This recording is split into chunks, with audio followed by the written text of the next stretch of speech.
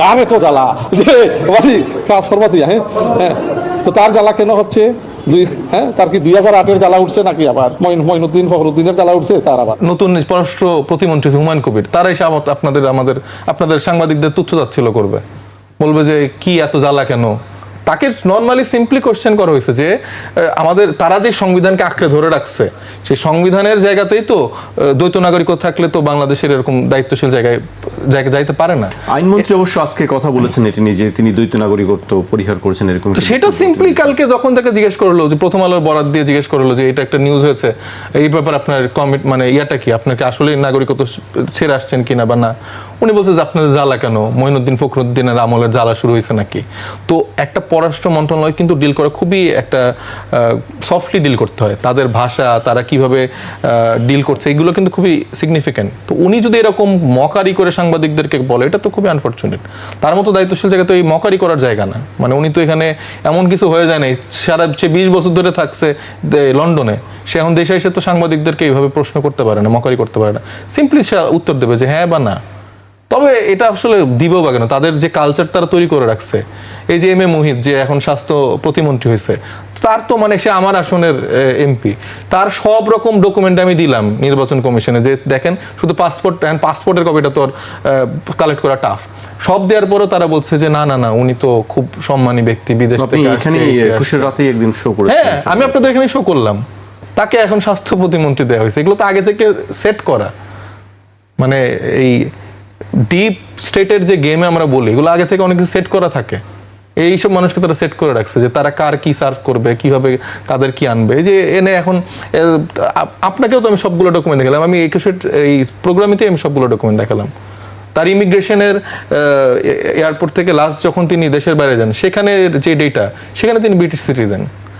Rather সে নির্বাচন কমিশনের দায়িত্ব নিয়ে বললো যে আমি জন্মের পর থেকে কখনো অন্য কোনো দেশের নাগরিক ছিলাম না। এই মিথ্যাচার দিয়ে বাংলাদেশের রাজনীতি চলতেছে। সেখানে এরকম পররাষ্ট্র প্রতিমন্ত্রী বা আরো অনেকেই আসলে বলবে যে না এটা তো কিছু না। আবার আমরা ডাক্তার জাহিদের ইন্টিমের সময় আমরা স্টেটমেন্ট দেখছিলাম, ভাইরাও বলছে যে এই বিদেশি নাগরিক খলিল কিভাবে বাংলাদেশের এই কাজ করে ওই কাজ করে। এন্ড খলিলুর রহমানও তাদের গুরুত্বপূর্ণ পররাষ্ট্রমন্ত্রী। প্রথম সারির একটি গণমাধ্যম খবর করেছে, তারা একটি পরিসংখ্যান দিয়েছে। আমি সেই আলোচনায় যাওয়ার আগে তাদের সেই খবরের কিছু অংশ তুলে ধরতে চাই। বাংলাদেশের পুলিশ হেডকোয়ার্টারের তথ্য অনুযায়ী গত মে থেকে জুলাই পর্যন্ত এই 3 মাসেই সারা দেশে 934টি খুনের ঘটনায় মামলা হয়েছে। অর্থাৎ 3 মাসে গড়ে 300-র বেশি খুনের ঘটনায় মামলা হয়েছে। সেই হিসেবে দৈনিক খুনের ঘটনা ঘটেছে 10টিরও বেশি। পুলিশ সদর দপ্তর বলছে চুরি ডাকাতির পরিমাণ আগের চেয়ে কিছুটা কমলেও খুন বা হত্যাকাণ্ডের ঘটনা নিয়ন্ত্রণে আনা যায়নি। বাংলাদেশ পুলিশের অতিরিক্ত IG crime and operation Khandaker Rafiqul Islam বলেছেন প্রতি মাসে কম বেশি 300-র মতো খুনের ঘটনা ঘটছে। গড়ে প্রতিদিন 10টা করে খুন যেন আমাদের ভাগ্যে লেখা রয়েছে। চলতি বছরের জানুয়ারি থেকে জুলাই পর্যন্ত 7 মাসে খুনের ঘটনায় মামলা হয়েছে 2076টি। এর মধ্যে জানুয়ারিতে 287, ফেব্রুয়ারিতে 250টি, মার্চে 317 ও এপ্রিলে 288টি। আজিজ ভাই, আপনার কাছে কি মনে হয় এই ঘটনাগুলো কেন আসলে দিন দিন বাড়ছে? ধন্যবাদ আপনাকে। সব খুনেও কিন্তু আবার বিচার মামলা হয় না, অনেক মামলা হয় না। যেমন আমাদের লোকাল একটা মানবাধিকার কমিশন বলে, তারা কিন্তু একটা রিপোর্ট দিয়েছে এবং ডেইলি স্টারের বাংলাতে ছাপা হয়েছে। তারা বলছে গত মাসেই খুন হচ্ছে 68 জন, 168 জন মারা গেছে। এবং সে ভাগ করে দিয়েছে পারিবারিক কলহ, যৌতুকের জন্যে, তারপরে রাজনৈতিক খুন, এগুলো ভাগ করে দিছে। তারা সারা থানায় এটা সার্ভে করেছে, তারা দাবি করেছে। তো এখন আমাদের দেশে যেটা হচ্ছে, আপনি দেখেন একটা আগের যে জেনারেশন, অর্থাৎ আমাদের সময় যেটা মানুষের প্রতি মমত্ববোধ ছিল, মানুষের মানসিকতা চেঞ্জ হয়েছে। সব জায়গায় কিন্তু বল প্রয়োগ এবং সেলফ সেন্টার্ড হয়ে গেছে মানসিকতাটা, বল প্রয়োগের চিন্তা করে। আগে দেখেন গেঞ্জি গায়ে দিত না, ঘাড়ে রাখতো, হাতে আপনার স্যান্ডেল, চামড়ার স্যান্ডেল হাতে করে রাখতো, নষ্ট হয়ে যাবে। কিন্তু খাবার ঠিক মতো পেত না, কিন্তু মানুষের মনে কিন্তু শান্তি ছিল, মানুষের প্রতি মমত্ববোধ ছিল, একজনের কষ্টে আর একজন জড়িত ছিল। এখন কিন্তু সবাইকে কিভাবে বল প্রয়োগ হোক, যেভাবে হোক, কিভাবে তাকে পরাস্ত করে আমি আমার অবস্থান দৃঢ় করব, শক্ত করব, বা আমি বেনিফিটেড হব, সেই কাজে কিন্তু মানুষ ব্যস্ত। এটা কিন্তু দিনে দিনে ধরেন আমি বলবো যে দেশ স্বাধীন হওয়ার পর থেকে আজ পর্যন্ত রাজনৈতিক দলটা কিন্তু জাতীয় গঠন করার চেষ্টা করে নাই। আমাদের জাতীয় স্খলন যেটা ঘটছে, বিশেষ করে অন্তর্বর্তীকালীন সময়ে, এই সময়ে তো তরুণদেরকে বিভিন্ন মিনিস্ট্রিতে দেওয়া, কমিশনে দেওয়া, এবং এইসব করতে গিয়ে এবং সরকারের অংশ নেওয়ানো, এবং তাদেরকে শিক্ষার ব্যাপারে কোনো আগ্রহ তৈরি না করে, শুধু কি এই 2 বছরের কথা বলেই কি আসলে পার পাওয়া যাবে? আমি তো বলছি 71 থেকে শুরু করে ধীরে ধীরে কোনো সরকারই কিন্তু আপনার জাতি গঠনের চেষ্টা করে নাই। আমি এর জন্য প্রধানত দায়ী করে আমি লিখেছিও যে আমাদের দেশে আপনার 12 প্রকারের শিক্ষা ব্যবস্থা আছে এবং সব জায়গায় মাস্টার ডিগ্রি দেওয়া হয়, যার ফলে মাস্টার ডিগ্রি প্রাপ্ত কেউ জাতীয় ইস্যুতেও একমত হয় না, সব 12 প্রকার দ্বন্দ্ব থাকে। সুতরাং আমার এই জন্য বলি এসএসসি বা ইন্টারমিডিয়েট পর্যন্ত যদি জাতি গঠনের জন্য একটা একপক্ষী চিন্তা হতো, একপক্ষী শিক্ষা ব্যবস্থা হতো, তারপরে যার মতো স্পেশালাইজেশন করুক, সেটা তো হচ্ছে না, সেটা তো হয় নাই, কোনো সরকার এটা চিন্তা করে নাই। ধরেন অন্তর্বর্তীকালীন সরকারের সময় এতগুলো সংস্কার কমিশন হলো, কিন্তু শিক্ষা সংস্কার কমিশন হলো না। শিক্ষায় আপনি দেখেন ফেজিবাদের সময় শেখ হাসিনা কমি রেস করছে, কমি সমাবেশে হাজির হলো, সেখানে কমি জন্য নিয়ে উপহার নিল, এরকম। এবং শিক্ষাকে কমি বোর্ড যেটা আছে, সেই বোর্ডের সরকারি প্রতিনিধি নাই, তারা স্বাধীনভাবে আপনার সার্টিফিকেট বিতরণ করে। আমাদের ধরেন জাতীয় বিশ্ববিদ্যালয় আছে, উন্মুক্ত বিশ্ববিদ্যালয় আছে, এই শিক্ষা দিয়ে কী করবেন? বিজ্ঞানের যুগে কি করবেন? আপনি খুব চমৎকার প্রশ্ন তুলেছেন যে এই শিক্ষা দিয়ে কি হবে, শিক্ষা ব্যবস্থা দিয়ে কি হবে, কিন্তু এটি একটু দীর্ঘমেয়াদী একটি প্রক্রিয়া। শিক্ষা আপনি রাতারাতি কোনো কিছু পরিবর্তন করতে পারবেন না, কিন্তু এই যে আমরা পরিসংখ্যান যেগুলো দেখছি এটি বাড়ছে, এটি কমানোর কি উপায় আছে আসলে? কিভাবে কমানোর প্রথমত আমার কথা, জাতি গঠন না করা পর্যন্ত এটা কমবে না। তাহলে তো অনেক দীর্ঘমেয়াদী না, আইনের কঠিন প্রয়োগ, আইনের কঠিন প্রয়োগ। ধরেন এখন আমরা হামেশাই দেখি যে মসজিদ, মক্তব, মাদ্রাসা এগুলোতে বলাৎকার হচ্ছে, ধর্ষণ হচ্ছে, পরকীয় হচ্ছে, বহুত ভিডিও পাওয়া যাচ্ছে। আইন করেন না কেন? আইন করেন না কেন? বেগম খালেদা জিয়া প্রধানমন্ত্রী ছিল, আমি বলেছি বহু জায়গায়, সেখানে অ্যাসিড মারা হতো মেয়েদের গায়ে, এটা মহামারী আকার ধারণ করছিল। আইন হলো ক্যাপিটাল পানিশমেন্ট, সর্বনিম্ন যাবজ্জীবন, আইন প্রয়োগ করলো, এখন অ্যাসিড নিক্ষেপ নাই। তাহলে এখন কি করা যেতে পারে? এখন হচ্ছে যে সামারি ট্রায়াল, এই যে রামেসা হত্যা হয়েছে না, আপনার লোয়ার কোর্টে রায় দিয়ে দিয়েছেন, এখন হাইকোর্টে অ্যাপিল চলতেছে, সুপ্রিম কোর্টে আবার যাবে, এটা তো বিচারটা হবে কতদিন হবে?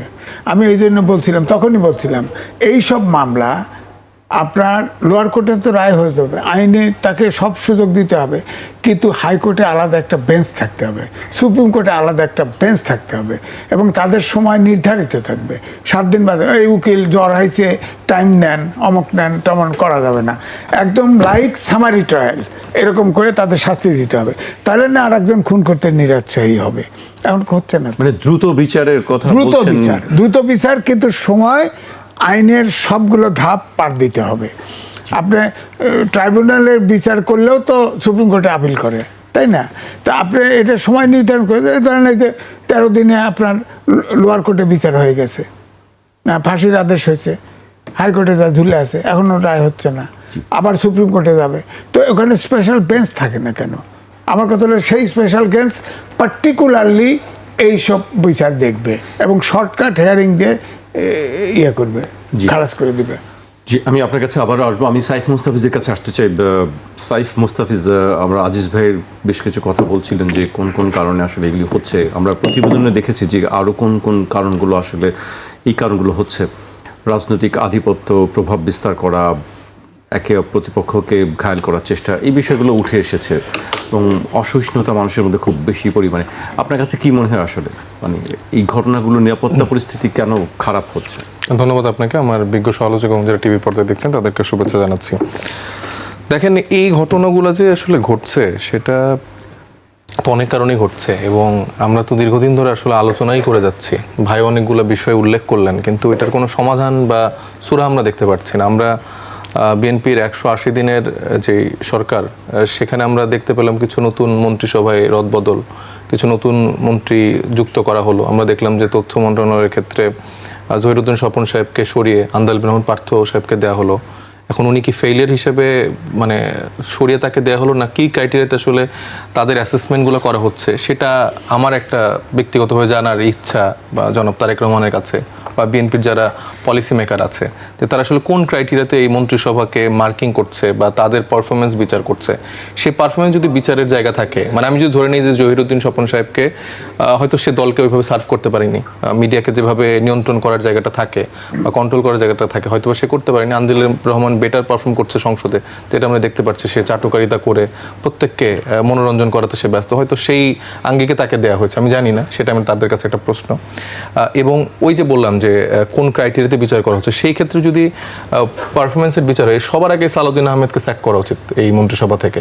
মানে তার মতো ব্যর্থ স্বরাষ্ট্রমন্ত্রী বাংলাদেশের ইতিহাসে মানে কবে এসছে আমি জানি না। কারণ একটা বৈধ একটা নির্বাচনের মধ্য দিয়ে যখন একটা সরকার ব্যবস্থা এতদিন পর হয়েছে, যেটাকে বাংলাদেশের সকল মানুষ ম্যান্ডেট দিয়েছে, এবং সর্বজন গৃহীত একটা ম্যান্ডেটের জায়গা থেকে আমরা সবাই অ্যাড্রেস করছি, সেখানকার মতো একটা জায়গায় যখন তিনি দায়িত্ব নিয়েছেন, আপনি নিজে আজকে বিবিসির বরাদ্দে একটা নিউজের রিপোর্টের কথা বললেন যে গড়ে 10 জনের মৃত্যু হচ্ছে। এখন ভাই অনেকগুলো বললো যে পারিবারিক কলহ, এটা সেটা, ঠিক আছে, ওইটা আমি মানলাম, কিন্তু যেই দলটা রাজনৈতিক সহিংসতা বেশি মারা গেছে। হ্যাঁ ঠিক আছে, মানে রাজনৈতিক সহিংসতা প্রায় 200টি সংঘর্ষ ঘটেছে। এবং যদি আপনি মোটা দাগে দেখেন, বেশ মানে অলমোস্ট মেজরিটি হচ্ছে যে বিএনপি এই কাজগুলো করেছে। এখন বলবেন বিএনপি বড় দল, তো ভাই এই কনসেপ্ট দিয়ে আওয়ামী লীগ তো এরকম তাদের অনেক কিছু বৈধতা দিয়েছে। বড় দলের ক্ষেত্রে সরকার গঠন করলে তাদের দায় দায়িত্বটা অনেক বেশি, সে আরও প্রোটেক্ট করবে অন্যদেরকে।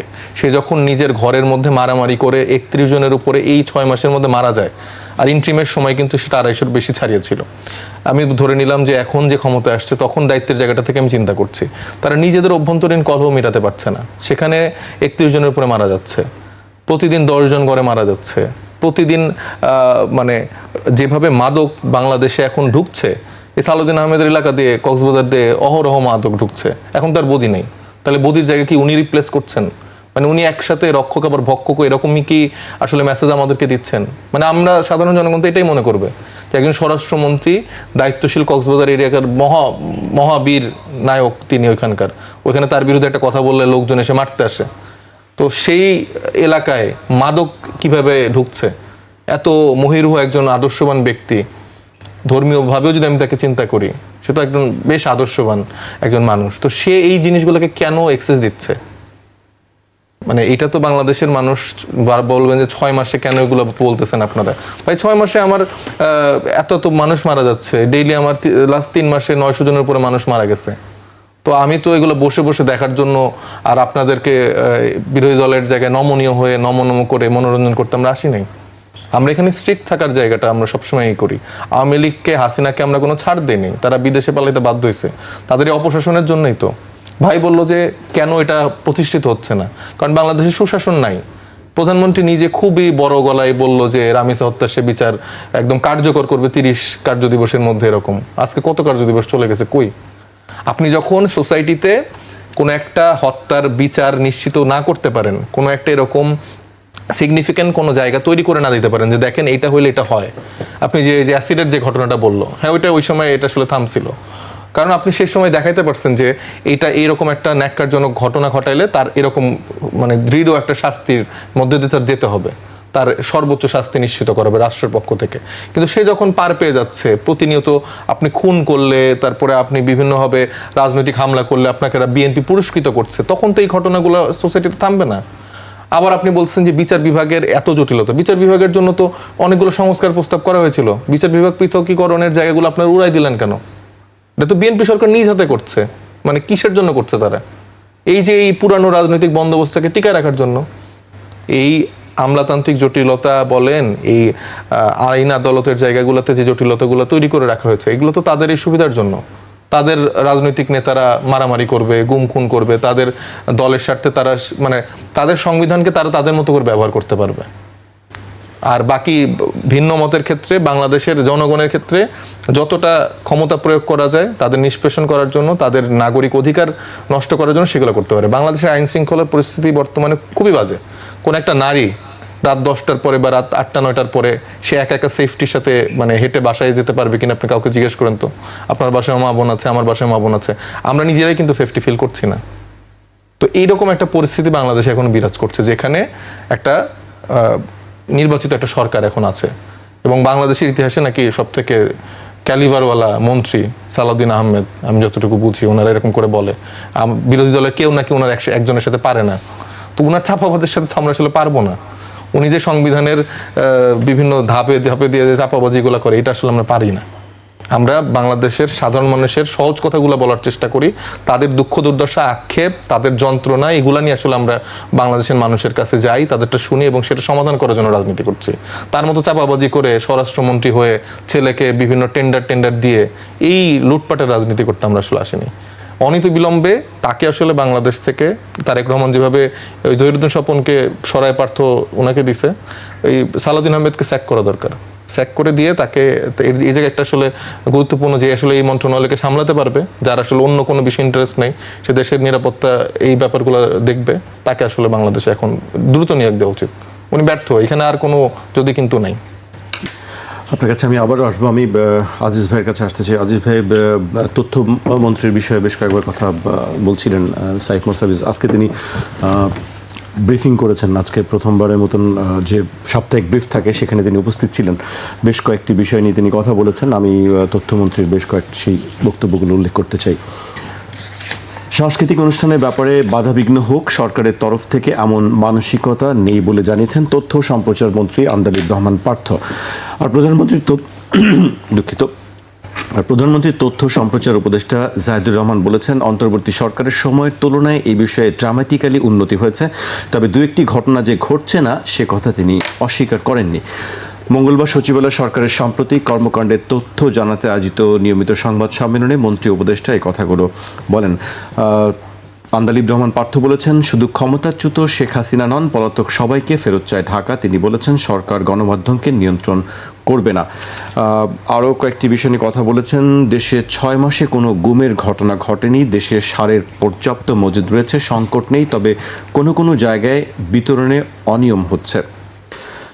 কোনো স্বাভাবিক সময়ে বর্তমান সরকার ক্ষমতায় আসেনি, সবকিছু মিলিয়ে একটি স্পর্শকাতর সময় পার করছে সরকার। দেশের মানুষ সঙ্গে থাকলে এগিয়ে যাবে সরকার। অনেকগুলো বিষয় তিনি অ্যাড্রেস করেছেন। সরকারের যে সাংস্কৃতিক অনুষ্ঠান, নৌকার প্রাইজ, এগুলো বন্ধের মানসিকতা নেই। এটার অর্থটা কি? বন্ধ হচ্ছে তো, এটা তো অর্থ বুঝলাম না। সরকারের দায়িত্ব আমাদের তৃণমূলের যে কালচার, যাত্রা, গান, নাচ, এগুলো তো থাকতে হবে। নৌকাবাজ কেন বন্ধ করবে? তৌহিদি জনতা নৌকাবাজ বন্ধ করে দিয়েছে, এটা কেমন কথা? তো এগুলো সরকার দেখবে না? তাহলে বলুক যে পুরানো সংস্কৃতি থাকবে না এই দেশে, আমরা নতুন করে সংস্কৃতি, আমরা অমুক দেশের সংস্কৃতি আমদানি করব, বলুক। তাহলে বলুক না, বাইডেনের ছেলে তিনি একটা অকাম করে গেছে, অর্থাৎ তার ছেলে আপনার শুল্ক ফাঁকি দেওয়ার মামলায় পড়েছে, তখন নিশ্চিত তার 10 বছর জেল হবে। সাংবাদিকরা তাকে প্রশ্ন করছে প্রথমে যে আপনার ছেলের তো এরকম জেল হবে, আপনার কি বক্তব্য? কয় আমার তো কিছু করার নেই। অথচ বিচারকে নিয়োগ দিয়েছে সে। পরে হয়তো দেখা গেল হয় পিত্ত ভালোবাসা অথবা ফ্যামিলি প্রেশারে তাকে কিন্তু মাফ করে দিছে, সরকারে তাকে ইন্ডিপেন্ডেন্ট দিয়ে দিছে। তো এটা তার জন্য একটা স্পট বটে। কিন্তু আমাদের এটা তো আমাদের বাংলাদেশ অপকর্ম চলবে। সরকার কিন্তু আমার কাছে মনে হয় সব জায়গায় গা বাছায় চলার চেষ্টা করতেছে। কোনো কিছু ধরি না, ছুঁই না, এমন একটা ভাব। চলুক, দেশ চলুক। এভাবে তো দেশ চালানো যায় না। অ্যাসেপ্ট করতে হবে। আইন না থাকলে আইন করতে হবে। 2/3 মেজরিটি পার্লামেন্টে আছে, আইন না থাকলে আইন করবে। দুর্নীতি বিরোধী আইন তো ক্যাপিটাল পানিশমেন্ট আছে কমপক্ষে 10টা দেশে। আমাদের দেশে দুর্নীতি হয় না কোথায় বলেন? এই যে কারণ বাজার এখন বসে আছে, চাঁদা উঠতেছে না, দিনে চাঁদা উঠতেছে 1 কোটির থেকে 1.5 কোটি। এইটা চাঁদা নাই কে? এখানে তো জামাতের এমপি, বিএনপি সরকারে কেউ তো বলে না। তাহলে কি জামাতের পক্ষ থেকে চাঁদা না না না, আমাদের কথা হলো জামাতের এমপি যদি বিএনপির লোক চাঁদা দেয়, তাহলে জামাতের এমপি চিৎকার করেন না কেন, বলেন না কেন, জাতির কাছে বলেন না কেন? জামাত যদি বিএনপি চাঁদাবাজি করে, তাহলে বিএনপি জামাতের এমপি চিৎকার করুক, আর না হলে জামাতের এমপি বন্ধ করুক। এখন আমার বক্তব্য হচ্ছে যে বন্ধ কে করবে? এমপি প্রাইমারি দায়িত্ব তো সরকারের অংশ। এমপির এলাকায় চাঁদাবাজি হলে এমপি যদি মনে করে যে সরকারি কোনো লোকের জন্য এই চাঁদাবাজি বন্ধ করা যাচ্ছে না, তাহলে তো অবশ্যই সে জানাবে জনগণকে। এত মিটিং মিছিল হয়, চিৎকার করবে, পার্লামেন্টে বলবে যে আমার এলাকায় কারণ বাজারে এত বছর চাঁদাবাজি তো অমুকে চাঁদা নিচ্ছে, তাকে ধরেন, আমি সাক্ষী দিচ্ছি, ধরেন। আপনার এই যে আপনার বলেন এই যে যাত্রাবাড়ি সবচেয়ে হোলসেল মার্কেট, অনেক তো জামাতের এমপি, বলে না কেন? এই যে ধরেন এনসিপি আমাদের ওই মেরাদিয়া বাজার মধ্যবাড্ডা, এখানে এনসিপির নাহিদ চাঁদাবাজি হচ্ছে। তো এমপিদের প্রাইমারি দায়িত্বে। আবার যদি বাস স্ট্যান্ড যদি ধরেন, ওই মোহাম্মদপুর কৃষি মার্কেট আছে, সেখানে অ্যাডপ্টেড বিএনপি ববি হাজরাত এমপি, বলেন। আমার কথা হচ্ছে সবাইকে তো দায়িত্ব পালন করতে হবে, সবাইকে আপনি যে 2-3টি জায়গার কথা বললেন, এর বাইরে কি আর আসলে কোনো জায়গায় চাঁদাবাজি প্রত্যেকটা মহল্লায় দোকানপাটে চাঁদাবাজি হচ্ছে, এটা সত্য। এটা কাকের মতো খড়ের ফালায় নাক ডুবাইলে তো হবে না। আমার কথা হচ্ছে প্রাইমারি দায়িত্ব হচ্ছে, এখন ওয়ার্ড কমিশনার নাই, এখন এমপিরা আছে একমাত্র। এমপি করবে না, সেই জায়গায় করবে না, চিৎকার করবে না। এমপি তো ধরিয়ে দিবে যে এইভাবে চাঁদাবাজি হচ্ছে, এই এলাকা রক্ষা করার দায়িত্ব আমার, করতেছে না তো কেউ। শুধু দায় আর এক ঘরে। রাজনৈতিক দলগুলো কিন্তু একে অপরের ঘাড়ে দায় চাপানোর চেষ্টা করতেছে। আমি তো উদাহরণ দিলাম, আপনারা এখানে কারণ বাজারের কথা বলছি, বলেন এমপিকে বলেন, একবার চিৎকার করছে যে আমার এখানে 1.5 কোটি টাকা দিনে চাঁদা ওঠে, এটা অমুক খায়, বিএনপির অমুকে খায়, চাঁদা খায়, বা আওয়ামী লীগের পুরানো লোক ছিল তার সাথে হবলম করে খাচ্ছে। উনি কি করেন? ওনাকে উনি চাঁদা বা ভাগ নিয়ে চুপ আছেন, এগুলো বলতে হবে তো। তাহলে সততাটা কোথায়? দেশটা ঠিক করার দায়িত্ব কে? জনগণ ভোট দিয়ে যাকে নির্বাচিত করতেছে, সেও দায়িত্ব পালন করতেছে না অথবা করতে পারছে না। হ্যাঁ, তাহলে দায়টা কার ঘাড়ে চাপাবেন আপনি বলেন? আমি বললাম তো যে নাহিদ ইসলাম বক্তৃতা, ভালো ছেলে, খুব ভালো, বিতর্কিত কথা বলে না, কিন্তু এটা তো তাকে দায়িত্ব নিতে হবে যে বড়চির কি মেরাদিয়া বাজার, তারপর মধ্যবাড্ডা হোলসেল মার্কেট, এই 2টে মার্কেট আছে না, 2টে মার্কেটই তার অধীনে। কেন হয় বলেন? কেন হয়?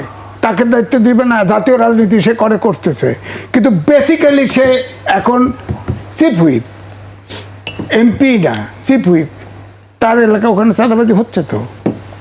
এই জন্য বলছি যে সবাইকে দায়িত্ব পালন করতে হবে। তো এটা রাষ্ট্র গণতান্ত্রিক যুগে যেতে চাইলে পার্লামেন্টে বিরোধী দল, সরকারি দল ডান হাত আর বাঁ হাত। দায়িত্ব বিরোধী দলেরও আছে, সরকারি দলের তো 1 নম্বরে আছে।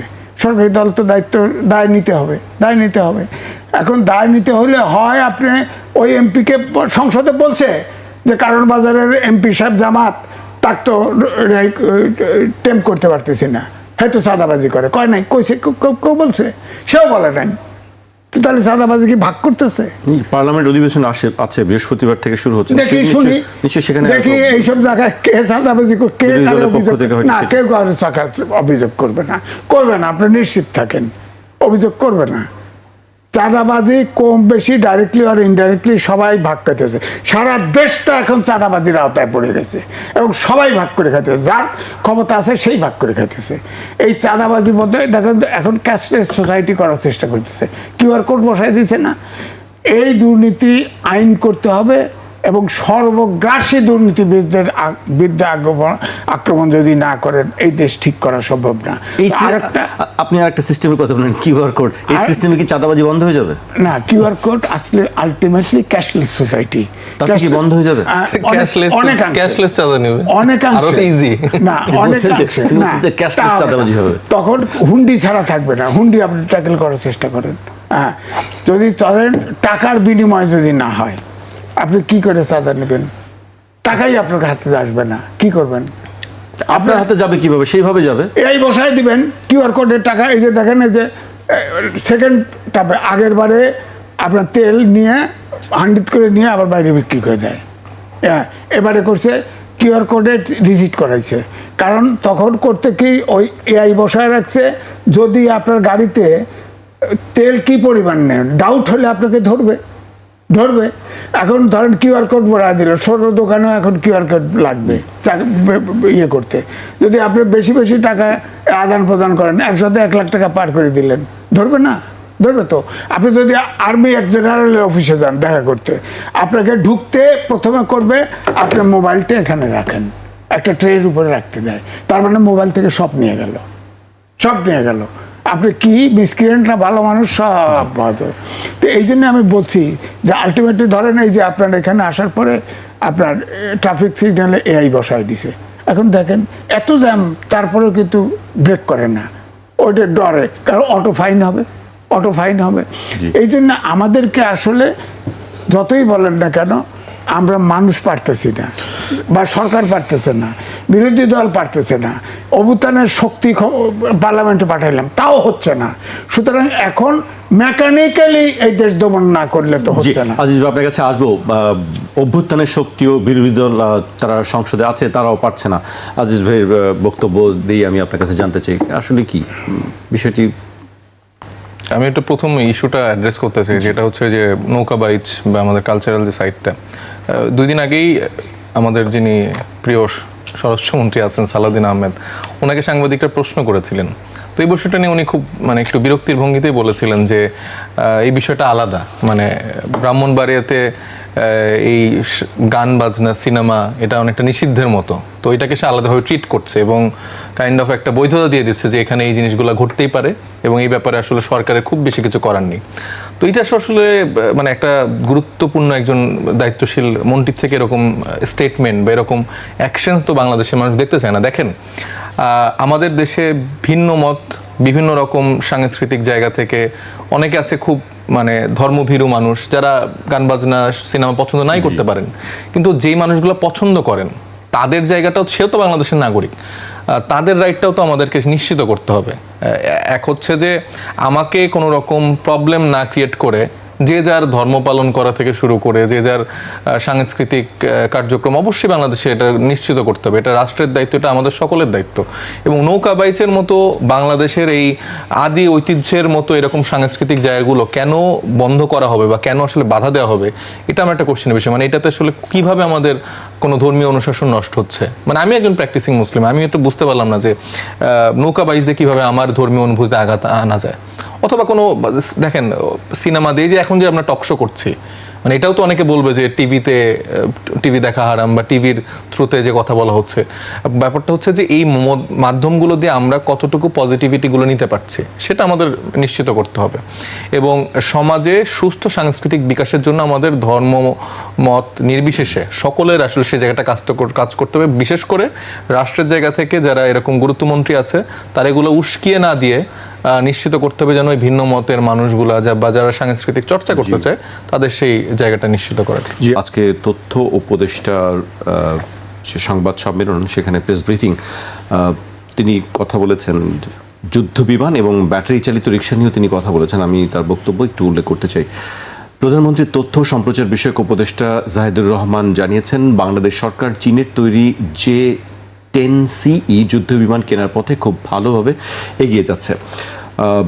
আরেকটি বিষয়, সরকার ঢাকার প্রধান সড়ক ও মহাসড়কে ব্যাটারি চালিত রিক্সা চলাচল নিয়ে দ্রুত নীতিমালা প্রণয়ন করবে। এই নীতিমালায় এসব রিক্সা কোথায় ও কতটুকু চলতে পারবে, যানবাহনের মান ও কারিগরি সক্ষমতা এবং চালকদের প্রশিক্ষণ সহ বিভিন্ন বিষয় নির্ধারণ করা হবে। আমি আজিজ ভাইয়ের কাছে জানতে চাই, আজিজ ভাই, ব্যাটারি চালিত রিক্সা যেটি নিয়ে খুব বেশি রাস্তায় বের হলেই আলোচনা হয় যে আসলে রাস্তা কি তাদের দখলেই চলে যাবে এক সময়, নাকি আসলে শৃঙ্খলা বজায় থাকবে? ব্যাটারি চালিত রিক্সা সব গাড়ি তাদের সাইড দিতে হয় এবং তারা এক্সপ্রেসওয়েতে উঠে যায়, ইউলিপে উঠে যায়, সব জায়গায় উঠে যায়। আর ব্যাটারি চালিত রিক্সা আমি লিখেছি 4000 কোটি টাকা রাজস্ব ফাঁকি যায়। কারণ তো অনেক বড় 4000 কোটি টাকা রাজস্ব এটা ফাঁকি যায়। কারণ হচ্ছে এই ব্যাটারি আমদানি করা হয়, আমদানি করে এবং প্রভাবশালী এলাকার প্রভাবশালী রাজনৈতিক ছত্রছায়ায় এবং পুলিশের আন্ডারস্ট্যান্ডিংয়ের মাধ্যমে এই গাড়িগুলো তৈরি করা হয়, তৈরি করে তাদের টোকেন দেওয়া হয়, টোকেন দিয়ে এটা চলে এবং ফ্রি স্টাইল চলে। এটা তো যেভাবে পলিউশন করে, আমরা তো এখন ঢাকা শহর তো ধরেন সারা পৃথিবীতে কখনো 1, কখনো 2, কখনো 3 থাকি, আর সারা বাংলাদেশ হচ্ছে এখন বায়ু দূষণে 1 নম্বর আপনার এই বায়ু দূষণে। সুতরাং এটা আমরা বিষের ভিতর দিয়ে হাঁটছি। হ্যাঁ, আমি সাহেব মোস্তাফিজকে দেখছি মাস্ক পরে আসতেছে, সে স্বাস্থ্য সচেতন, বুঝলাম আর কি। আসলে আমাদের সবার মাস্ক পরা উচিত। এটা ঢাকা শহর এমনিতেও বসবাসের উপযোগী না। ব্যাটারি চালিত রিক্সা আর একটা দেখেন, বুড়া শিশুর থেকে শুরু করে সবাই চালায়, কারণ চাপ লাগে না। কৃষি খামারের লোক পাওয়া যায় না, আমাদের গ্রাম দেশে জমি জমা আছে, কোনো কৃষিকর্মী পাওয়া যাচ্ছে না তো ওখানে, ওই কারণে এখানে সহজভাবে চালাতে পারে, আর চাপ দিলেই হয় এবং কাউকে মানে না। সুতরাং এটা অবশ্যই নিয়ন্ত্রণ করা উচিত। আমি মনে করি আধুনিক যুগে, বিশ্বায়নের যুগে আপনার রাজধানী শহর কিন্তু সবার, এটা মাথায় রাখতে হবে। এখন আপনি এই ব্যাটারি চালিত যে পরিকল্পনাটা হচ্ছে, তাদের লাইসেন্স দিবে, তাদের হয়তো মেইন সড়কে আসতে দিতে চাইবে না, এরকম।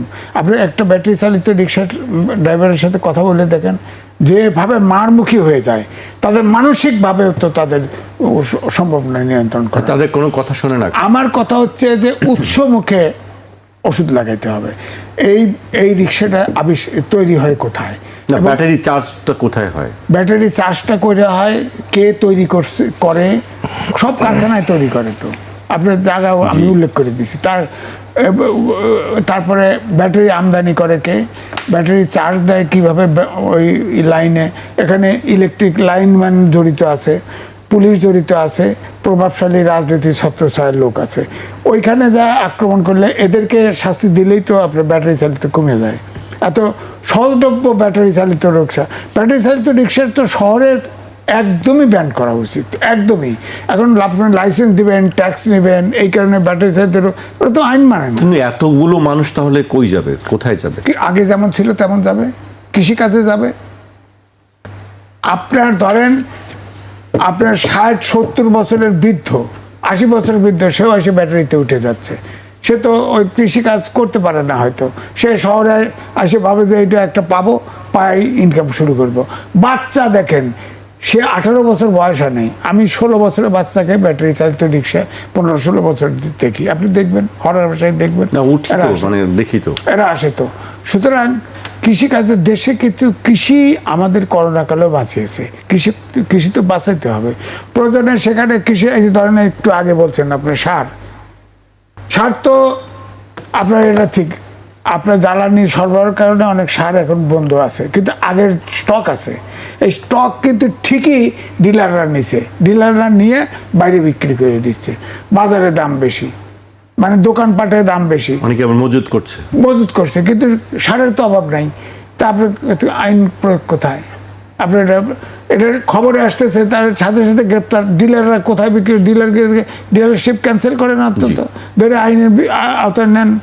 কিন্তু ব্যাপারটা হচ্ছে সব কিছুর ঊর্ধ্বে হচ্ছে আইন প্রয়োগ করতে হবে। এই জায়গাটা শিথিলতা লক্ষ্য করা যাচ্ছে। আচ্ছা, আপনার কাছে আবার আসবো, যুদ্ধ বিমানের বিষয়টা একটু পরে আপনার কাছে আসছি। আমি সাইফ মুস্তাফিজের কাছ থেকে রিক্সার বিষয়টি একটু জানতে চাই। আসলে কি হওয়া উচিত? রিক্সা কি প্রধান সড়কে থাকা উচিত, নাকি একটু আসলে নীতিমালা থাকা উচিত? সরকারও যে বিষয়টি নিয়ে আসলে চিন্তা করছে, এটি একটি বড় একটি ইস্যু হয়ে গেছে রাজধানীতে যারা চলাচল করি আমরা তাদের জন্য। দেখেন যে আমাদের দেশে একটা মূল সমস্যা হচ্ছে আমাদের কর্মসংস্থান নেই। আমাদের সরকার কিন্তু কমিটমেন্ট দিয়েছিল ইলেকশনের সময় যে তারা 1 কোটি কর্মসংস্থান তারা নিশ্চিত করবেন, কিন্তু সেখানে মানে কর্মসংস্থান তো হয়নি, বরঞ্চ আমরা দেখেছি যে 95টি কারখানা এর মধ্যে বন্ধ হয়ে গেছে, যেখানে 61,881 জন কর্মসংস্থান হারিয়েছে। আমরা কিছুদিন আগে দেখলাম যে ব্লুমবার্গের একটা প্রতিবেদন, ওই যে খুব আমরা আনন্দ করলাম যে আমার বন্ধু মহাজাদু জানে, আমাদের প্রধানমন্ত্রী, তো উনি যে মালয়েশিয়াতে, মানে মালয়েশিয়ার যে মেইন সিন্ডিকেট যে হোতা আমিন নূর, ওনার সাথে স্বয়ং আমাদের প্রধানমন্ত্রী সাক্ষাৎ করেছেন, এবং প্রায় 1500 প্লাস যেসব এজেন্সি আছে তাদের মধ্যে সিন্ডিকেট করে 25টি এজেন্সিকে নিয়ে তারা একটা ছক করছে, যেখানে 60 থেকে 80 হাজারের যে ম্যানপাওয়ারের যেই ভিসার যে গুলা, সেগুলো 4 লাখ টাকা থেকে 10 লাখ টাকা পর্যন্ত বিক্রি করা হবে। তো আমরা যে কর্মসংস্থান নিশ্চিত করতেই পারছি না, বরঞ্চ আমরা সিন্ডিকেট করে, আমাদের স্বয়ং প্রধানমন্ত্রী নিজে এই সিন্ডিকেটগুলোকে প্রশ্রয় দিয়ে, আশ্রয় দিয়ে এগুলোকে প্রমোট করছে। আমাদের এখানে কোনো কর্মসংস্থান নিশ্চিত না করতে পেরে কলকারখানাগুলো বন্ধ হয়ে যাচ্ছে। নতুন কোনো কর্মসংস্থান দেওয়ার মতো কোনো পলিসি, কোনো উদ্যোগ আমরা সরকার থেকে দেখতে পাচ্ছি না। আমরা দেখতে পাচ্ছি বিভিন্ন চাটুকারিতা যারা করে বেড়াচ্ছে, তাদেরকে রাজনৈতিক সহকারী, তারপরে বিভিন্ন উপদেষ্টা যারা, ভাই চাঁদাবাজির একটা কথা বললেন, 3টা আসনের কথা বললেন, এটা সলিউশন কিভাবে হবে? আমি তো ধরেন গুন্ডা না, ধরেন আমার আসনে আমি এমপি হয়েছে, এই আসনে আমি এমপি, এখানে সব গুন্ডা মাস্তান মাফিয়ারা হচ্ছে যে এখানে চাঁদাবাজি করছে। আমি তো বলছি যে কথাগুলো তো আমরা প্রতিনিয়ত বলছি, আপনি তাদের থেকেও শুনে দেখবেন যে তারা প্রতিনিয়ত তাদের জায়গাগুলো বলছে, চাঁদাবাজির কথা আমরা প্রতিনিয়ত বলছি। এটা থামানোর তো কোনো উদ্যোগ নেওয়া হচ্ছে না, বরঞ্চ দেখা যাচ্ছে যে সেই মানুষটাকে উল্টা মারা হচ্ছে এলাকাতে। মানে আমরা যদি দেখা যাচ্ছে যে এরকম মিটিগেট করা যাচ্ছে যে সেই সন্ত্রাসী বাহিনীতে মারা হচ্ছে, যখন জনগণ বা কেউ প্রতিরোধ করতে নিবে, আপনার রাষ্ট্রের পক্ষ থেকে কোনো আইনের কোনো শাসন নাই, নিশ্চিত করা হচ্ছে না, ব্যবস্থা নেওয়া হচ্ছে না। আমি আরেকদিন হচ্ছে যে এই কারণবাজার যাওয়ার সময় দেখলাম যে ওপেনলি হচ্ছে যে ইয়া করা হচ্ছে, মানে কিশোর গ্যাংয়ের মতো হচ্ছে যে চাকু নিয়ে দাঁড়িয়ে মানুষের কাছে ছিনতাই করছে। তো আমি পুলিশের এখানে মানে জানানোর চেষ্টা করলাম, কিন্তু সেখানে কিন্তু কোনো ব্যবস্থা নাই। সেখানে মরে কিন্তু ট্রাফিক সিগন্যালে পুলিশ আছে, এখানে কিন্তু নিরাপত্তা নিশ্চিত করার জায়গাটা আছে, কিন্তু কই? তো এটা তো রাষ্ট্রের দায়িত্ব। আপনি রাষ্ট্রের জায়গা থেকে যদি বলেন যে বিরোধী দল আমাকে প্ল্যান দেন, উনি প্রথমে বলছেন না আই হ্যাভ এ প্ল্যান, আবার বিরোধী দলের কাছে বলতেছে যে এখন আমি কি করবো, আমাদের প্ল্যান দেন।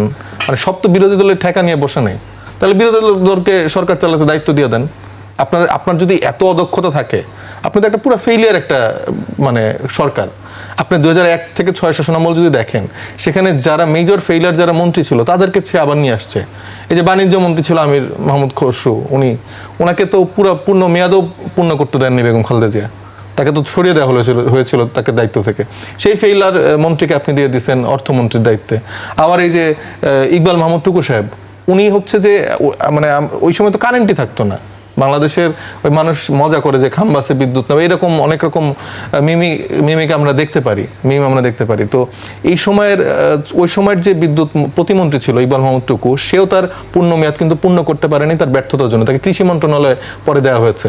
মানে বাংলাদেশ তো এই সংস্কৃতি নাই যে একবারে সরাই দিবে, তাকে আরেকটাতে ট্রান্সফার করা হয়েছে। তো সেই সব ব্যর্থ মন্ত্রীদেরকে যে আপনি মন্ত্রণালয় কিভাবে চালাবেন? এরা বলে যে আমরা তো এখনই এটা সলিউশন করার সুযোগ নাই, এটা 2 বছর লাগবে সম্পূর্ণভাবে করতে।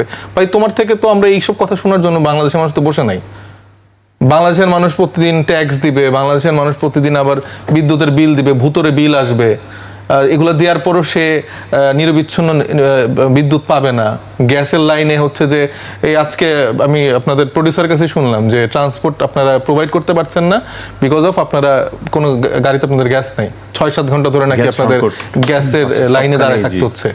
তো তেলেরও তো আমরা সংকট দেখছিলাম, বৈশ্বিক সংকট অনেক আলাপ আমরা এখানে করতে পারি। বৈশ্বিক সংকট হওয়ার পরে তেলের এই সমস্যা ওই সমস্যা, যে আপনি 20-30 টাকা বাড়াই দিলেন আর কোনো সমস্যা নেই। মানে এটা কি আলাদিনের চেরাগ দিয়ে কি জাদু হয়ে গেল হঠাৎ করে, বুঝলাম না। আপনার বৈশ্বিক সংকটে আপনার তেল নাই সারাদিন 24-25 ঘন্টা ধরে, ওই পেট্রোল পাম্পের ওরা গন স্টপ করতো, যে দাম বাড়ায় দিছে, এটা দাম বাড়ানোর জন্য একটা সিন্ডিকেট ছিল। তেল বাড়ায় দাম বাড়ায় এখানে সিন্ডিকেটের সাথে তাহলে কারা ইনভলভ? মানে এটা কি এখন আমার দায়িত্ব, বিরোধী দল হইলাম, তারপর আমরা হইলাম সবকিছু নিশ্চয়, তাহলে আমাদের সরকারের দায়িত্ব দিয়ে দেন যে হ্যাঁ ভাই আমরা পারতেছি না, আপনাদের প্ল্যান দিয়ে আপনারা চালান, আমরা চালাবো, আমাদের সেই সক্ষমতা, আমাদের সেই প্ল্যান আছে। এনসিপির জায়গা থেকে অ্যাটলিস্ট আমরা সেই অ্যাসুরেন্স দিতে পারি। কিন্তু আপনারা কিছুই পারেন না, আপনারা ব্যর্থ লোকজনদের নিয়ে বসে আপনারা মানে তামাশা করতেছেন, এটা তো আসলে হয় না। সবগুলো ব্যর্থ। আপনি কোন মন্ত্রণালয়কে বলবেন যে তারা সাকসেসফুলি ডিল করতেছে? মানে কেউ, নাথিং। এই যে মীর শাহ আলম যিনি এলজিআরডি প্রতিমন্ত্রী, উনার তো মানে উনি পারলে সব কাজ মানে পরিবারকে দিয়ে করায় ফেলে। এলজিআরডি মন্ত্রণালয়ের 70% কাজ তার নিজের ছেলের কোম্পানি দিয়ে সে করাচ্ছে। এগুলা একদম ভরা মজলিসে নিউজ আসলো, মানে তারপরও বিএনপি সরকার কোনো লজ্জা নেই, তার ব্যাপারে কোনো ব্যবস্থা নিতে পারলো না। চ্যানেল 1-এ দেখাইছে, সেই রিপোর্ট হচ্ছে যে উড়াই দিছে, বিভিন্ন গণমাধ্যমে আসছে খবরগুলো। না ধরেন আমি আপনার নামে কোনো মিথ্যাচার করতেছি, সেটা আপনি ডিবাং করেন, আপনি তথ্যপত্র উপস্থাপন করেন। তারা মন্ত্রণালয়ের ডেটা দিয়ে কাজের সব মানে একদম ডকুমেন্ট প্রকাশ করে যখন চ্যানেল 1 প্রকাশ করলো, নেত্রী নিউজ প্রকাশ করলো, যমুনা নিউজ প্রকাশ করলো, সেগুলা উল্টা সেসব নিউজ ওরাই ফেলছে। আপনি যে জহিরুদ্দিন স্বপন সাহেবকে সরাই দিলেন, মানে কেন সরাইছেন আমি এখন বুঝতেছি না, যে সে কি এই পারফরমেন্সগুলো একটু খারাপভাবে করতে পারছিল কিনা, এই যে নিউজগুলো সরাই ফেলা। কারণ এই যে কালকে ডেইলি ওয়াদা একটা নতুন ইংরেজি পত্রিকা এসছে, সেখানে সালাউদ্দিন সাহেবের যে সুপুত্র ইব্রাহিম, উনার নামে একটা রিপোর্ট এসছে, সেটা রিপোর্টটা করেছিল একজন ফিন্যান্স একজন প্রফেসর। ওই যে জাপানি একটা কোম্পানি যাদের কোনো রকম কাজের এক্সপিরিয়েন্স নেই, তাদের 40,000 কোটি টাকার একটা প্রজেক্ট বাংলাদেশে করানোর জন্য সালাউদ্দিন পুত্র দৌড়ঝাঁপ করছে। সেখানে যদি 5%ও পায়, কয় হাজার কোটি টাকার মালিক সে হচ্ছেন বুঝেন। যেই সালাউদ্দিন আহমেদ সাহেবের ছেলের কোনো কাজের এক্সপিরিয়েন্স নেই, তার যে কোম্পানি সেটা ফর্ম হয়েছে 2025 সালে, এবং তাদের 4,000 টাকার কাজেরও এক্সপিরিয়েন্স নেই, সেই সেক্টরেরও না। তা আপনি কিসের মহাজাদু আপনি করতেছেন? আপনি রিক্সাওয়ালাদের কথা বলতেছেন, এটা অনেক ছোট একটা সেক্টর। আপনি লেন নিশ্চিত করে দিবেন, আপনি কোন কোন সড়কে চলাচল করবেন না সেই জায়গাগুলো আপনি নিশ্চিত করে দিবেন, কিন্তু এইটাকে সামনে রেখে যে বাংলাদেশে বিদ্যুৎ সংকট হয়ে যাচ্ছে যে এই ব্যাটারি চালিত রিক্সা চালকের জন্য, ভাই এর থেকে বড় বড় চুরি আপনি আড়ালে করে ফেলতেছেন। সালাউদ্দিন আহমেদ সাহেবের ছেলের যে চুরি, আপনি সারা দেশের রিক্সা চালকের এই বিদ্যুতের চুরিটাও আপনি একসাথে মিলাইতে পারবেন না। So this is the fact. বাংলাদেশে এটাই হয়ে আসে। বাংলাদেশে এই এসালমদেরকে বিভিন্নভাবে পুনর্বাসন করে সালাউদ্দিন আহমেদ সাহেবরা, আবার তারা বিভিন্ন সময় সবসময় সুবিধা ভোগে। ব্যবসায়ীরা একটা কাজ করে, তারা সবসময় দুই নৌকায় পা দিয়ে রাখে। যারা স্মার্ট ব্যবসায়ী সরকারকেও পালে এবং বিরোধী দলে 2-3 জনকে তারা টার্গেট করে রাখে যে যদি এরা আসে তারা যেন কোনোভাবে সার্ভ করে। তো এসালম সেক্ষেত্রে স্মার্ট একটা প্লে করছে। সে আওয়ামী লীগকে তো এতদিন পুষছেই, পাশে এই সালাউদ্দিন আহমেদ সাহেব বা এদের সাথে একটা কানেকশন তারা ছিল, এখন এসে তারা সে সুবিধা পাচ্ছে। কিন্তু দিন শেষে বাংলাদেশের মানুষ তো আসলে পুরা তাদের কপাল ফুটা, তারা খালি বসে বসে কান্নাই করবে। আবু সাইদরা হচ্ছে যে হাত প্রসার করে জীবন দিবে, আমরা হচ্ছে যে অনেক কথা বলবো, কিন্তু বাংলাদেশের মানুষের ভাগ্য পরিবর্তন হবে না। ভাগ্য পরিবর্তন হবে কাদের? এই লন্ডনে বিভিন্ন সময় 17 বছর 20 বছর যারা থেকে আসছে। যুদ্ধ বিমান ব্যাপারে আপনারা কি বলবেন? আমি সেটি যুদ্ধ বিমান কেনা হচ্ছে, যুদ্ধ বিমান বা যুক্তরাষ্ট্র থেকে বিমান কেনার কথা শুনেছিলাম। আজকে জাহিদুর রহমান দেখেন, বিমান কেনার যে বাংলাদেশের সংস্কৃতি, সেটা যে লুটপাট হয়, সেই সংস্কৃতি হলে এটা অবশ্যই স্টপ হওয়া উচিত। কিন্তু আমাদের প্রতিরক্ষা নীতির জায়গা থেকে আমাদের তো কিছু প্রিপারেশন থাকা উচিত। কারণ আমরা যখন মুখে মুখে অনেক কিছু বলি, দিল্লি না ঢাকা, এইটা না ওইটা, এরকম বড় বড় সবাই আমরা অনেক স্লোগান দিই, কিন্তু আমাদের দেশের অভ্যন্তরীণ প্রতিরক্ষা ব্যবস্থা কিন্তু অনেক নাজুক, অনেক দুর্বল। আমাদের যারা বীর সেনাবাহিনীর যারা ফাইটাররা যারা আছেন বা বিভিন্ন লেয়ারে যারা কাজ করেন, তাদের সাহসিকতা, তাদের জায়গাতে আমাদের সবসময় আস্থা থাকে। তারা বাংলাদেশকে প্রোটেক্ট করার জন্য সর্বোচ্চ চেষ্টা করে, কিন্তু তাদের তো আমাদের ইকুইপমেন্টের জায়গাগুলো ব্যবস্থা করে দিতে হবে কিছু কিছু ক্ষেত্রে। মানে উই নেভার নো যে অনেক রকম ক্রাইসিস, অনেক রকম সিচুয়েশন, অনেক রকম কিছু ফেস করতে হতে পারে। তো সেক্ষেত্রে প্রতিরক্ষা বিষয়ে যদি লেজিট সরকার দায়িত্ব নিতে পারে, সেটা আমি সাধুবাদ জানাই। যদি তারা ওই লুটপাট নেবে, ধরেন 1,000 টাকার জিনিস যদি 1 কোটি টাকা দিয়ে কেনে, সেটা তো আসলে সাপোর্ট করে না। কিন্তু তারা যদি এই মেরিটের অনুযায়ী চিন্তা করে দেশের প্রতিরক্ষা ব্যবস্থাকে তারা আসলে সুন্দর করে সাজাতে চায়, এটাকে আসলে ইম্পোর্ট করতে চায়, সেটা আমি মনে করি এটা আমি অবশ্যই সেটি প্রশংসার দাবি রাখে। আমি আজিজ ভাইকে দিয়ে শেষ করতে চাই। আজিজ ভাই, আপনার কাছে এই প্রশ্নটি ছিল। আসলে বিমান কেনা নিয়ে এর আগেও আমরা অনেকবার কথা শুনেছি যে যুক্তরাষ্ট্রের সঙ্গে বিমান কিনতে হবে, এবং আজকে চীন থেকে যুক্তরাষ্ট্রের কাছ থেকে বিমান কেনার কথা ছিল। এর আগে চুক্তি হয়েছিল ফ্রান্সের কাছ থেকে এয়ারবাস কিনবে। সেখানে প্যাসিফিক চুক্তি ছিল যে ফ্রান্সের কাছ থেকে কেনা যাবে না, আমেরিকার সাথে কিনতে হবে। সুতরাং সেখানে চীনের কাছ থেকে কেনা হচ্ছে, আমি খুশি। দ্বিতীয়টা, আমি সাইদ মোস্তাফিজের সাথে একমত যে আমাদের দেশে এখন দেখেন যেভাবে পরাশক্তিগুলি যেভাবে আপনার চক্রান্ত করে, তবে যুক্তরাষ্ট্রের সাথে চীনের সম্পর্ক ভালো না, আর ভারতের সাথে চীনের সম্পর্ক ভালো না। এর ভিতর দিয়ে তো আমরা চলছি। সেখানে আমাদের নিজস্ব পায়ের শক্তি লাগবে। অর্থাৎ শহীদ প্রেসিডেন্ট জিয়াউর রহমান বলছিল যে অন্তত পক্ষে আমাদের সমরশক্তি এমন থাকতে হবে যাতে করে অন্তত পক্ষে 24 ঘন্টা আমরা ঠেকায় রাখতে পারি কেউ যদি আক্রমণ করে। সেই ক্ষেত্রে তিনি বলছিলেন যে অন্তত পক্ষে যুবক শ্রেণীকে রেডি করা, তাতে স্কাউট এবং আপনি দেখেন স্কুল এবং বিশ্ববিদ্যালয়ে স্কাউট ছিল আগে, সেই স্কাউট এখন নাই। তা আমি মনে করি যে আমাদের সমরশক্তিতে শক্তিশালী হওয়া দরকার, এটা ঠিক আছে। তবে অবশ্যই আমি সেটাও বলি যে কেনাকাটা যেন 2 নম্বরই না হয়। কেনাকাটা যা পয়সা তাই দিয়ে, কারণ চীন কিন্তু আবার যেরকম স্ট্রিক্ট দেখা যায়, আবার পয়সাপাতি খরচ করে, খুব সমস্যা নেই। তো সুতরাং আমি মনে করি সবার শক্তিতে আমাদেরকে এই ধরনের টানাপোড়েনে ভূ রাজনীতির চক্করে যেহেতু আছি, সুতরাং আমাদের সবার শক্তিতে শক্তিশালী হওয়া দরকার, এটা আমি মনে করি। দুই, আরেকটা কথা বলি যে এই জ্বালানি সম্পর্কে আমার নিজস্ব কিছু মতামত আছে। জ্বালানি এক্সেলারেট এনার্জি, এটা আমেরিকান সংগঠন মেনটেন করে, ইঞ্জিনিয়াররা মেরামত করে। একটাতে আগুন লাগলো, এতে 450 মেগাওয়াট বিদ্যুৎ ঘাটতি হলো। হ্যাঁ, আমার কথা হচ্ছে এরপরে আপনার কাতার থেকে এবং আপনার থেকে সিঙ্গাপুর থেকে 2টা কার্গো আসলো, নিরাপত্তার অজুহাত দেখায় তাদেরকে ভিতে দেওয়া হলো না, বললো তোমরা ডিসেম্বরে আসো। এখন আবার একটা কার্গো সরকার নিয়ে আসছে। আমার বক্তব্য হচ্ছে এটাতে অনেকে বলে আর কি যে যেহেতু আমেরিকার সাথে $1 বিলিয়ন পণ্য আমদানি করার কথা ছিল, সেইটার ইস্যু কিনা যে আমাদের জ্বালানি সংকট তৈরি করা। হ্যাঁ, সুতরাং এইটার ব্যাপারে সরকার মুখ খোলে না কেন, পরিষ্কার কথা বলে না কেন?